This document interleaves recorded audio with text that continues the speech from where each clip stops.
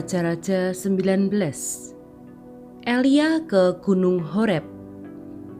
Ketika Ahab memberitahukan kepada Izebel segala yang dilakukan Elia dan perihal Elia membunuh semua nabi itu dengan pedang, maka Izebel menyuruh seorang suruhan mengatakan kepada Elia, "Beginilah kiranya para Allah menghukum aku, bahkan lebih lagi daripada itu, jika besok kira-kira pada waktu ini aku tidak membuat nyawamu sama seperti nyawa salah seorang dari mereka itu."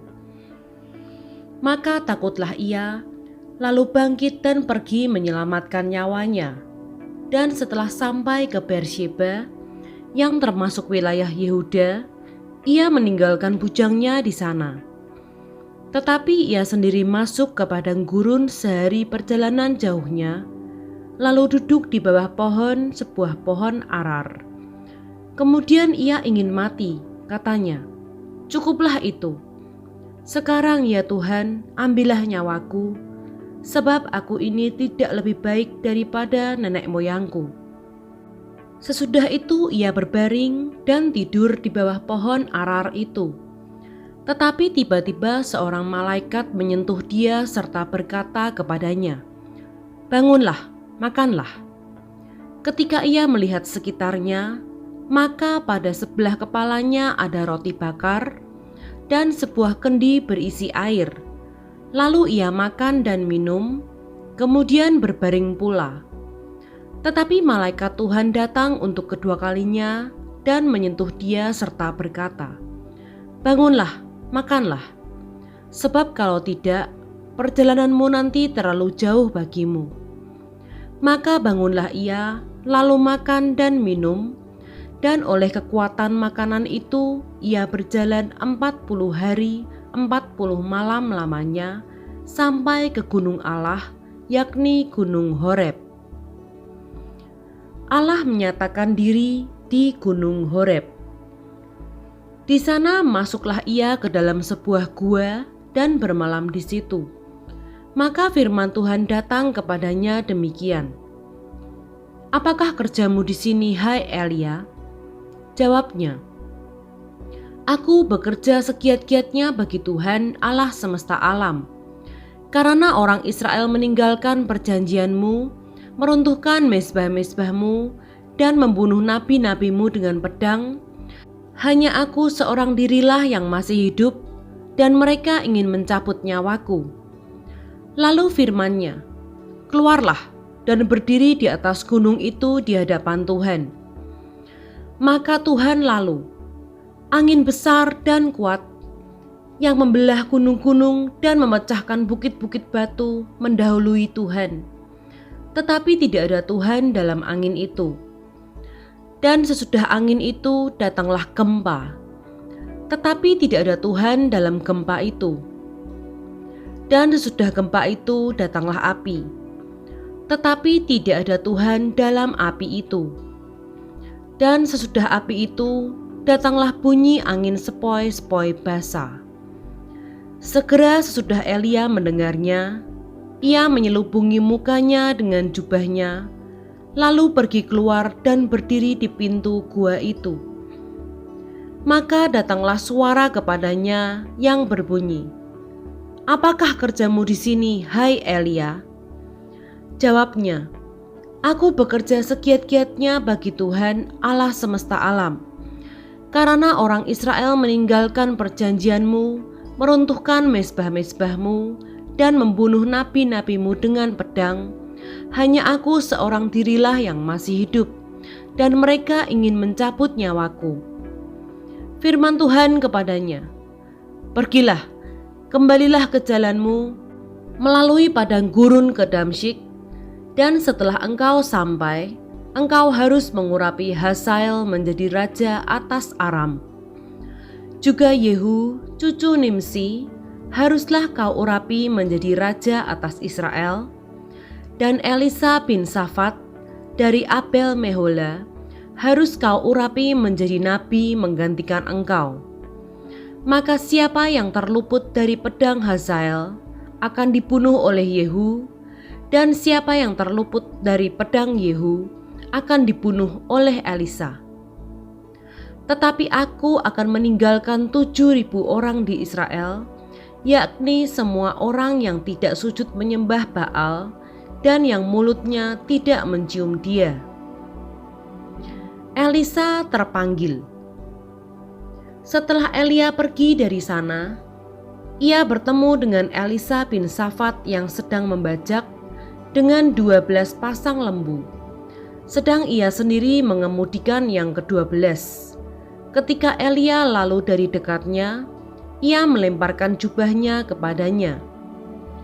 Lalu Elisa meninggalkan lembu itu dan berlari mengikuti Elia. Katanya, "Biarkanlah aku mencium ayahku dan ibuku dahulu, lalu aku akan mengikuti engkau." Jawabnya kepadanya, "Baiklah, pulang dahulu, dan ingatlah apa yang telah kuperbuat kepadamu."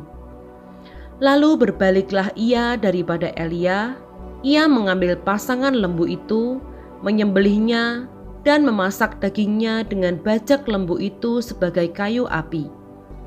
Ia memberikan daging itu kepada orang-orangnya, kemudian makanlah mereka. Sesudah itu bersiaplah ia mengikuti Elia dan menjadi pelayannya.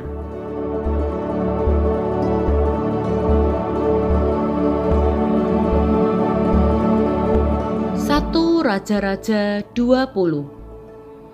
Samaria tertolong dari kepungan. Ben-Hadad, Raja Aram, mengumpulkan seluruh tentaranya, 32 orang raja bersama-sama dia beserta kuda dan kereta. Lalu ia maju, ia mengepung Samaria dan memeranginya.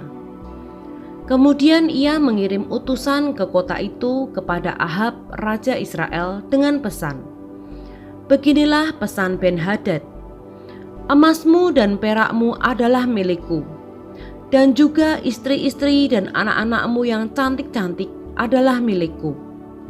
Raja Israel menjawab, katanya, "Seperti bicaramu itulah ya tuanku raja. Aku ini dengan segala yang ada padaku adalah milikmu." Sesudah itu utusan-utusan itu kembali dan berkata, "Beginilah pesan Ben-Hadad. Memang aku telah menyuruh orang kepadamu mengatakan, emas dan perakmu, istri-istri dan anak-anakmu harus kau serahkan kepadaku.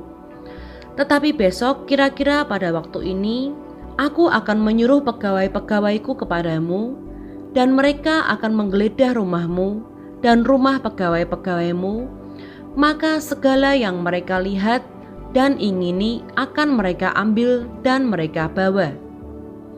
Lalu Raja Israel memanggil semua tua-tua negeri itu dan berkata, "Camkanlah, orang ini mengikhtiarkan kecelakaan kita, sebab ia telah menyuruh orang kepadaku meminta istri-istriku, anak-anakku, emas dan perakku, dan aku tidak menolak memberikannya kepadanya." Lalu kata semua tua-tua dan segenap rakyat itu kepadanya, "Jangan dengarkan, jangan luluskan." Sebab itu ia berkata kepada utusan-utusan Ben-Hadad, "Katakanlah kepada tuanku raja, segala yang pertama kali kau suruhkan kepada hambamu ini, aku akan melakukannya. Tetapi tuntutan yang kemudian ini tidak dapat kupenuhi." Lalu pergilah utusan-utusan itu dan menyampaikan jawab itu kepada Ben-Hadad. Ben-Hadad menyuruh orang kepada Ahab dengan pesan, "Beginilah kiranya para Allah menghukum aku, bahkan lebih lagi daripada itu, jika rakyat yang mengikut aku masih dapat menjemput segenggam penuh debu puing Samaria." Tetapi Raja Israel menjawabnya, katanya, "Katakanlah, orang yang baru menyandangkan pedang, janganlah memegahkan diri seperti orang yang sudah menanggalkannya." Segera sesudah Ben-Hadad mendengar perkataan itu, pada waktu itu ia sedang minum-minum dengan raja-raja di pondok. Berkatalah ia kepada pegawai-pegawainya, "Aturlah barisanmu." Lalu mereka mengatur barisannya melawan kota itu. Tetapi tiba-tiba tampillah seorang nabi kepada Ahab raja Israel, serta berkata, "Beginilah firman Tuhan, sudahkah kau lihat semua orang yang sangat ramai itu? Bahwasanya pada hari ini aku akan menyerahkan mereka ke dalam tanganmu, supaya engkau tahu bahwa akulah Tuhan." Lalu bertanyalah Ahab, "Dengan bantuan siapa?" Jawabnya, "Beginilah firman Tuhan, dengan bantuan orang-orang muda pengiring kepala-kepala daerah." Tanyanya pula, "Siapakah yang akan memulai perang?" Jawabnya, "Engkau." Kemudian ia menghitung jumlah orang-orang muda pengiring kepala-kepala daerah itu, ada 232 orang banyaknya, dan sesudah mereka itu ia menghitung jumlah seluruh rakyat, yakni segenap orang Israel. Ada 7.000 orang banyaknya. Lalu mereka maju menyerang pada waktu tengah hari, sementara Ben-Hadad minum-minum sampai mabuk di pondoknya, bersama dengan ke-32 raja yang membantunya. Ketika orang-orang muda pengiring kepala-kepala daerah itu maju menyerang lebih dahulu, maka Ben-Hadad menyuruh orang menyelidikinya, dan mereka memberitahukan kepadanya demikian, "Ada orang-orang maju menyerang dari Samaria." Lalu katanya, "Entah mereka datang dengan maksud damai, entah dengan maksud perang, tangkaplah mereka hidup-hidup." Sementara itu keluarlah mereka itu dari dalam kota, yakni orang-orang muda pengiring kepala-kepala daerah dan juga tentara yang mengikuti mereka. Lalu mereka masing-masing membunuh lawan yang dihadapinya, sehingga orang Aram itu melarikan diri dan dikejar oleh orang Israel. Tetapi Ben-Hadad, raja Aram, dapat meluputkan diri dengan naik kuda beserta sejumlah orang berkuda. Juga raja Israel maju, lalu memusnahkan kuda dan kereta itu dan mendatangkan kekalahan yang besar kepada orang Aram. Lalu tampillah nabi itu kepada raja Israel dan berkata kepadanya, "Baiklah, kuatkanlah hatimu, pertimbangkan dan pikirkanlah apa yang harus kau perbuat. Sebab pada pergantian tahun, raja Aram akan maju menyerang engkau." Pertempuran dekat kota Afek. Pegawai-pegawai raja Aram berkata kepadanya, "Allah mereka ialah Allah gunung. Itulah sebabnya mereka lebih kuat daripada kita. Tetapi apabila kita berperang melawan mereka di tanah rata, pastilah kita lebih kuat daripada mereka. Bertindaklah begini, pecatlah raja-raja itu masing-masing dari kedudukannya, dan angkatlah bupati-bupati menggantikan mereka. Lalu kerahkanlah tentara sebanyak tentara yang telah gugur dari pihakmu itu, demikian pula kuda dan kereta sebanyak yang dahulu. Marilah kita berperang melawan mereka di tanah rata, pastilah kita lebih kuat daripada mereka." Raja mendengarkan usul mereka dan bertindak demikian. Dalam tahun yang berikutnya, Ben-Hadad memeriksa barisan orang Aram, lalu ia maju ke Afek untuk berperang melawan orang Israel. Orang Israel pun memeriksa barisannya, dan setelah dibekali mereka berangkat menghadapi orang Aram. Orang Israel berkemah di hadapan mereka seperti 2 kawanan kambing, sedang orang Aram telah datang membanjiri negeri itu. Maka tampillah abdi Allah dan berkata kepada raja Israel, "Beginilah firman Tuhan, oleh karena orang Aram itu telah berkata, Tuhan ialah Allah gunung dan bukan Allah dataran, maka aku akan menyerahkan seluruh tentara yang besar itu ke dalam tanganmu, supaya kamu tahu bahwa akulah Tuhan." 7 hari lamanya mereka berkemah berhadap-hadapan. Tetapi pada hari yang ke-7 mulailah pertempuran, dan pada suatu hari orang Israel menewaskan 100.000 orang berjalan kaki dari orang Aram itu. Orang-orang yang masih tinggal melarikan diri ke Afek, ke dalam kota, tetapi temboknya roboh menimpa ke-27.000 orang yang masih tinggal itu. Sementara itu Ben-Hadad melarikan diri dan masuk ke kota, dan bersembunyi dari satu kamar ke kamar yang lain. Lalu berkatalah pegawai-pegawainya kepadanya, "Ketahuilah, kami telah mendengar bahwa raja-raja kaum Israel itu adalah raja-raja pemurah. Marilah kita menaruh kain kabung pada pinggang kita dan tali pada kepala kita, dan dengan demikian keluar menghadap Raja Israel, barangkali ia akan menyelamatkan nyawamu." Lalu mereka melilitkan kain kabung pada pinggang mereka dan tali pada kepala mereka. Kemudian mereka pergi menghadap Raja Israel sambil berkata, "Hambamu Ben-Hadad berkata, kiranya tuanku membiarkan aku hidup." Jawabnya, "Masih hidupkah dia? Dia saudaraku." Orang-orang itu menganggap hal itu sebagai tanda yang baik. Maka segeralah mereka berpegang pada perkataannya itu, lalu berkata, "Memang saudaramu Ben-Hadad." Sesudah itu berkatalah Ahab, "Pergilah, ambil dia." Jadi keluarlah Ben-Hadad mendapatkan dia, lalu diajak naik ke atas kereta. Kata Ben-Hadad kepadanya, "Kota-kota yang telah diambil bapakku dari pihak bapamu akan kukembalikan. Engkau boleh juga membuat pasar bagimu di Damsyik, seperti yang dibuat bapakku di Samaria. Dan aku sendiri," kata Ahab, "akan membiarkan engkau pergi dengan perjanjian." Lalu ia mengadakan perjanjian dengan dia dan membiarkannya pergi. Nubuat tentang hukuman yang akan menimpa Ahab. Seorang dari rombongan nabi berkata kepada temannya atas perintah Tuhan, "Pukullah aku." Tetapi orang itu menolak memukulnya. Lalu ia berkata kepadanya, "Oleh sebab engkau tidak mendengarkan suara Tuhan, ketahuilah, apabila engkau pergi daripadaku, seekor singa akan menerkam engkau.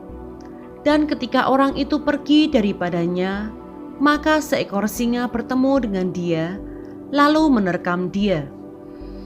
Kemudian nabi itu bertemu dengan orang lain, lalu ia berkata, "Pukullah aku." Orang itu memukul dan melukai dia. Sesudah itu nabi itu pergi dan berdiri menantikan raja di jalan, sambil menyamar dengan membubuh kain balut pada matanya.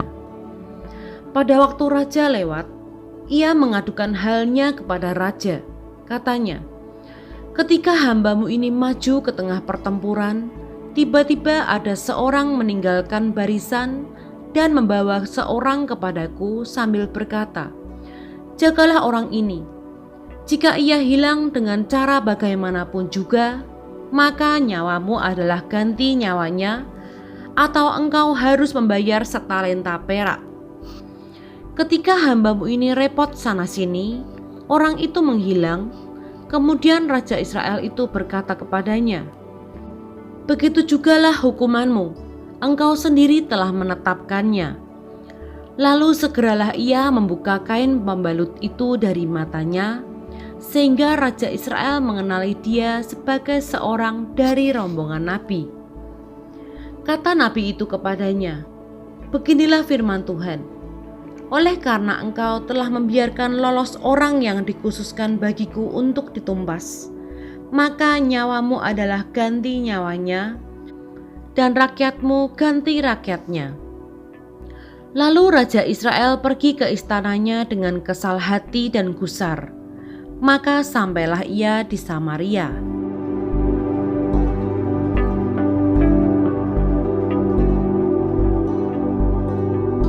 Satu Raja-Raja 21. Kebun anggur Nabot. Sesudah itu terjadilah hal yang berikut. Nabot, orang Yizreel, mempunyai kebun anggur di Yizreel, di samping istana Ahab, Raja Samaria. Berkatalah Ahab kepada Nabot, Berikanlah kepadaku kebun anggurmu itu, supaya kujadikan kebun sayur, sebab letaknya dekat rumahku. Aku akan memberikan kepadamu kebun anggur yang lebih baik daripada itu sebagai gantinya, atau jikalau engkau lebih suka, aku akan membayar harganya kepadamu dengan uang. Jawab Nabot kepada Ahab, kiranya Tuhan menghindarkan aku daripada memberikan milik pusaka nenek moyangku kepadamu. Lalu masuklah Ahab ke dalam istananya dengan kesalah hati dan gusar karena perkataan yang dikatakan Nabot orang Yisrael itu kepadanya. Tidak akan kuberikan kepadamu milik pusaka nenek moyangku. Maka berbaringlah ia di tempat tidurnya dan menelungkupkan mukanya dan tidak mau makan. Lalu datanglah Isabel istrinya dan berkata kepadanya, "Apa sebabnya hatimu kesal sehingga engkau tidak makan?" Lalu jawabnya kepadanya, "Sebab aku telah berkata kepada Nabot orang Yisrael itu, berikanlah kepadaku kebun anggurmu dengan bayaran uang, atau jika engkau lebih suka, aku akan memberikan kebun anggur kepadamu sebagai gantinya." Tetapi sahutnya, "Tidak akan kuberikan kepadamu kebun anggurku itu." Kata Isabel istrinya kepadanya, "Bukankah engkau sekarang yang memegang kuasa raja atas Israel? Bangunlah, makanlah, dan biarlah hatimu gembira. Aku akan memberikan kepadamu kebun anggur Nabot orang Yisrael itu." Kemudian ia menulis surat atas nama Ahab, memeteraikannya dengan materai raja, lalu mengirim surat itu kepada tua-tua dan pemuka-pemuka yang diam sekota dengan Nabot. Dalam surat itu ditulisnya demikian, "Maklumkanlah puasa dan suruhlah Nabot duduk paling depan di antara rakyat. Suruh jugalah 2 orang dursila duduk menghadapinya, dan mereka harus naik saksi terhadap dia dengan mengatakan, 'Engkau telah mengutuk Allah dan raja.' Sesudah itu bawalah dia keluar dan lemparilah dia dengan batu sampai mati." Orang-orang sekotanya, yakni tua-tua dan pemuka-pemuka yang diam di kotanya itu, melakukan seperti yang diperintahkan Isabel kepada mereka, seperti yang tertulis dalam surat yang dikirimkannya kepada mereka. Mereka memaklumkan puasa dan menyuruh Nabot duduk paling depan di antara rakyat. Kemudian datanglah 2 orang, yakni orang-orang dursila itu, lalu duduk menghadapi Nabot. Orang-orang dursila itu naik saksi terhadap Nabot di depan rakyat. Katanya, "Nabot telah mengutuk Allah dan raja." Sesudah itu mereka membawa dia keluar kota, lalu melempari dia dengan batu sampai mati. Setelah itu mereka menyuruh orang kepada Isabel mengatakan, "Nabot sudah dilempari sampai mati." Segera sesudah Isabel mendengar bahwa Nabot sudah dilempari sampai mati, berkatalah Isabel kepada Ahab, "Bangunlah, ambillah kebun anggur Nabot, orang Yisrael itu, menjadi milikmu. Karena Nabot yang menolak memberikannya kepadamu dengan bayaran uang, sudah tidak hidup lagi, ia sudah mati." Segera sesudah Ahab mendengar bahwa Nabot sudah mati, ia bangun dan pergi ke kebun anggur Nabot, orang Yisrael itu, untuk mengambil kebun itu menjadi miliknya. Tetapi datanglah firman Tuhan kepada Elia, orang Tisbe itu, bunyinya, "Bangunlah, pergilah menemui Ahab, raja Israel yang di Samaria. Ia telah pergi ke kebun anggur Nabot untuk mengambil kebun itu menjadi miliknya. Katakanlah kepadanya demikian, beginilah firman Tuhan, engkau telah membunuh serta merampas juga. Katakan pula kepadanya, beginilah firman Tuhan, di tempat anjing telah menjilat darah Nabot, di situ jugalah anjing akan menjilat darahmu." Kata Ahab kepada Elia, "Sekarang engkau mendapat aku, hai musuhku." Jawabnya, "Memang sekarang aku mendapat engkau karena engkau sudah memperbudak diri dengan melakukan apa yang jahat di mata Tuhan. Sesungguhnya aku akan mendatangkan malapetaka kepadamu. Aku akan menyapu engkau dan melenyapkan setiap orang laki-laki dari keluarga Ahab, baik yang tinggi maupun yang rendah kedudukannya di Israel. Dan aku akan memperlakukan keluargamu sama seperti keluarga Yerobeam bin Nebat dan seperti keluarga Baesa bin Ahia. Oleh karena engkau menimbulkan sakit hatiku dan oleh karena engkau mengakibatkan orang Israel berbuat dosa." Juga mengenai Isabel, Tuhan telah berfirman, "Anjing akan memakan Isabel di tembok luar Yizreel. Siapa dari keluarga Ahab yang mati di kota akan dimakan anjing, dan yang mati di padang akan dimakan burung di udara. Sesungguhnya tidak pernah ada orang seperti Ahab yang memperbudak diri dengan melakukan apa yang jahat di mata Tuhan, karena ia telah dibujuk oleh Isabel istrinya. Bahkan ia telah berlaku sangat keji dengan mengikuti berhala-berhala, tepat seperti yang dilakukan orang Amori yang telah dihalau Tuhan dari depan orang Israel." Segera sesudah Ahab mendengar perkataan itu, ia mengoyakkan pakaiannya, mengenakan kain kapung pada tubuhnya, dan berpuasa. Bahkan ia tidur dengan memakai kain kapung dan berjalan dengan langkah lamban. Lalu datanglah firman Tuhan kepada Elia, orang Tisbe itu. "Sudahkah kau lihat bahwa Ahab merendahkan diri di hadapanku? Oleh karena ia telah merendahkan diri di hadapanku, maka aku tidak akan mendatangkan malapetaka dalam zamannya, barulah dalam zaman anaknya aku akan mendatangkan malapetaka atas keluarganya."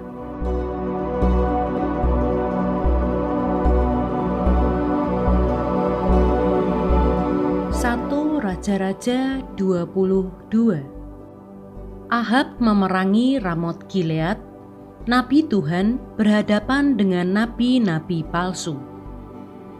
3 tahun lamanya orang tinggal aman dengan tidak ada perang antara Aram dan Israel.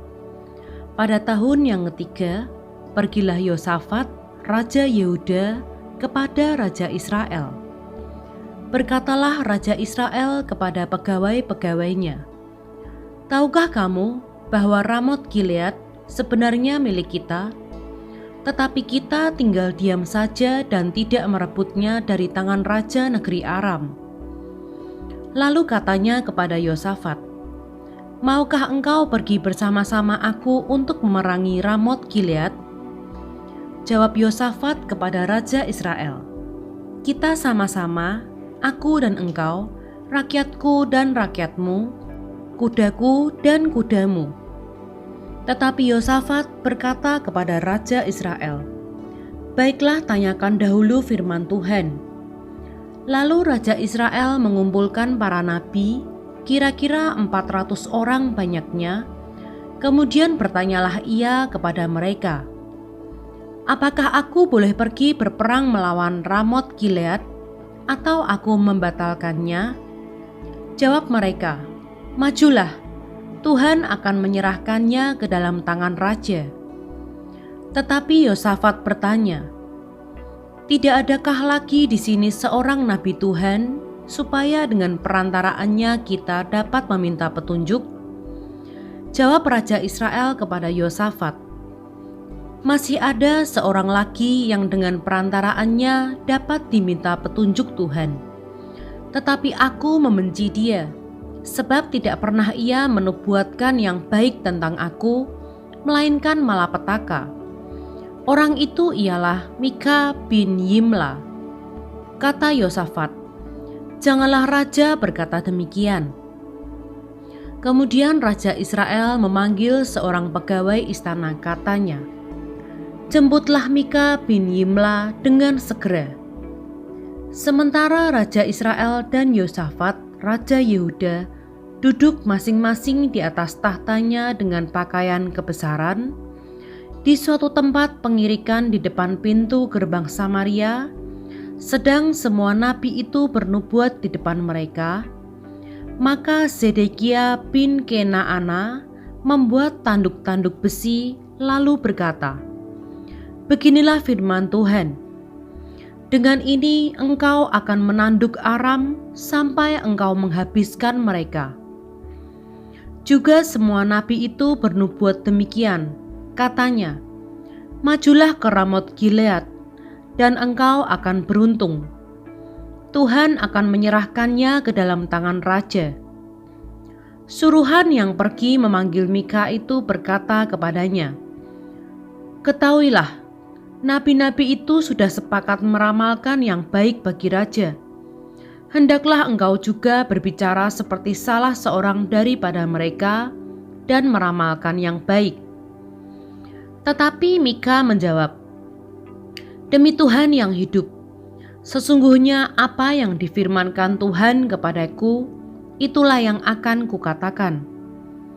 Setelah ia sampai kepada raja, bertanyalah raja kepadanya, "Mika, apakah kami boleh pergi berperang melawan Ramot Gilead, atau kami membatalkannya?"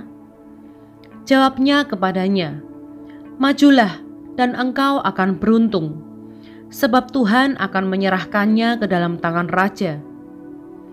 Tetapi raja berkata kepadanya, "Sampai berapa kali aku menyuruh engkau bersumpah, supaya engkau mengatakan kepadaku tidak lain dari kebenaran demi nama Tuhan?" Lalu jawabnya, "Telah kulihat seluruh Israel bercerai-berai di gunung-gunung, seperti domba-domba yang tidak mempunyai gembala. Sebab itu Tuhan berfirman, mereka ini tidak punya tuan. Baiklah masing-masing pulang ke rumahnya dengan selamat." Kemudian Raja Israel berkata kepada Yosafat, "Bukankah telah kukatakan kepadamu, tidak pernah ia menubuatkan yang baik tentang aku, melainkan hanya malapetaka?" Kata Mika, "Sebab itu dengarkanlah firman Tuhan. Aku telah melihat Tuhan sedang duduk di atas tahtanya, dan segenap tentara sorga berdiri di dekatnya, di sebelah kanannya dan di sebelah kirinya. Dan Tuhan berfirman, siapakah yang akan membujuk Ahab untuk maju berperang, supaya ia tewas di Ramot Gilead?" Maka yang seorang berkata begini, yang lain berkata begitu. Kemudian tampillah suatu roh, lalu berdiri di hadapan Tuhan. Ia berkata, "Aku ini akan membujuknya." Tuhan bertanya kepadanya, "Dengan apa?" Jawabnya, "Aku akan keluar dan menjadi roh dusta dalam mulut semua nabinya." Ia berfirman, "Biarlah engkau membujuknya, dan engkau akan berhasil pula. Keluarlah dan perbuatlah demikian. Karena itu sesungguhnya Tuhan telah menaruh roh dusta ke dalam mulut semua nabimu ini. Sebab Tuhan telah menetapkan untuk menimpakan malapetaka kepadamu." Sesudah itu tampillah Zedekia bin Kenaana, ditamparnyalah pipi Mika serta berkata, "Mana boleh roh Tuhan pindah daripadaku untuk berbicara kepadamu?" Tetapi Mika menjawab, "Sesungguhnya engkau akan melihatnya pada hari engkau lari dari satu kamar ke kamar yang lain untuk menyembunyikan diri." Berkatalah Raja Israel, "Tangkaplah Mika, bawa dia kembali kepada Amon, penguasa kota, dan kepada Yoas, anak raja, dan katakan, beginilah titah raja. Masukkan orang ini dalam penjara dan beri dia makan roti dan minum air serba sedikit sampai aku pulang dengan selamat." Tetapi jawab Mika, "Jika benar-benar engkau pulang dengan selamat, tentulah Tuhan tidak berfirman dengan perantaraanku." Lalu disambungnya, "Dengarlah, hai bangsa-bangsa sekalian." Sesudah itu majulah Raja Israel dengan Yosafat, raja Yehuda, ke Ramot Gilead. Raja Israel berkata kepada Yosafat, "Aku akan menyamar dan masuk pertempuran, tetapi engkau pakailah pakaian kebesaranmu." Lalu menyamarlah Raja Israel, kemudian masuk ke pertempuran. Adapun Raja negeri Aram telah memberi perintah kepada para panglima pasukan keretanya, 32 orang banyaknya, demikian, "Janganlah kamu berperang melawan sembarang orang, melainkan melawan Raja Israel saja." Segera sesudah para panglima pasukan kereta itu melihat Yosafat, mereka berkata, "Itu pasti Raja Israel." Lalu majulah mereka untuk menyerang dia, tetapi Yosafat berteriak. Segera sesudah para panglima pasukan kereta itu melihat bahwa dia bukanlah Raja Israel, maka undurlah mereka daripadanya. Tetapi seseorang menarik panahnya dan menembak dengan sembarangan saja, dan mengenai Raja Israel di antara sambungan baju sirahnya. Kemudian ia berkata kepada pengemudi keretanya, "Putar, bawa aku keluar dari pertempuran, sebab aku sudah luka." Tetapi pertempuran itu bertambah seru pada hari itu, dan raja tetap ditopang berdiri di dalam kereta berhadapan dengan orang Aram itu, sampai ia mati pada waktu petang. Darahnya mengalir dari lukanya ke dalam palung kereta. Kira-kira pada waktu matahari terbenam, terdengarlah teriakan di sepanjang barisan tentara itu, "Masing-masing ke kotanya, masing-masing ke negerinya. Raja sudah mati." Maka pulanglah mereka ke Samaria, lalu mereka menguburkan raja di Samaria.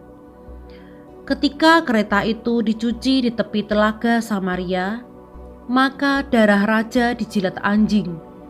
Sedang perempuan-perempuan sundal mandi di tempat itu, sesuai dengan firman Tuhan yang telah diucapkannya.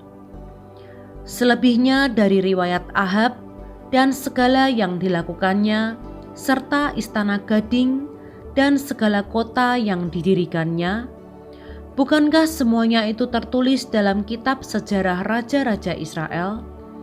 Demikianlah Ahab mendapat perhentian bersama-sama dengan nenek moyangnya, maka Ahazia, anaknya, menjadi raja menggantikan dia. Yosafat, raja Yehuda. Yosafat, anak Asa, menjadi raja atas Yehuda dalam tahun keempat zaman Ahab, raja Israel.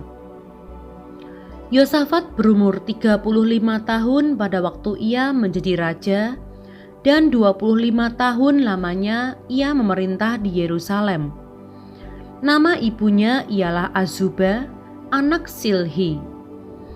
Ia hidup mengikuti jejak Asa ayahnya. Ia tidak menyimpang daripadanya dan melakukan apa yang benar di mata Tuhan. Hanya bukit-bukit pengorbanan tidak dijauhkan. Orang masih mempersembahkan dan membakar korban di bukit-bukit itu. Dan Yosafat hidup dalam damai dengan Raja Israel. Selebihnya dari riwayat Yosafat dan kepahlawanan yang dilakukannya dan bagaimana ia berperang, bukankah semuanya itu tertulis dalam kitab sejarah raja-raja Yehuda? Dan sisa pelacuran bakti yang masih tinggal dalam zaman Asa, ayahnya, dihapuskannya dari negeri itu. Tidak ada raja di Edom, karena itu yang menjadi raja ialah seorang kepala daerah. Yosafat membuat kapal-kapal Tarsis untuk pergi ke Ofir mengambil emas, tetapi kapal-kapal itu tidak jadi pergi ke sana, sebab kapal-kapal itu pecah di Ezion Geber. Pada waktu itu, Ahazia, anak Ahab, berkata kepada Yosafat, "Baiklah, anak buahku pergi bersama-sama anak buahmu dengan kapal-kapal itu." Tetapi Yosafat tidak mau.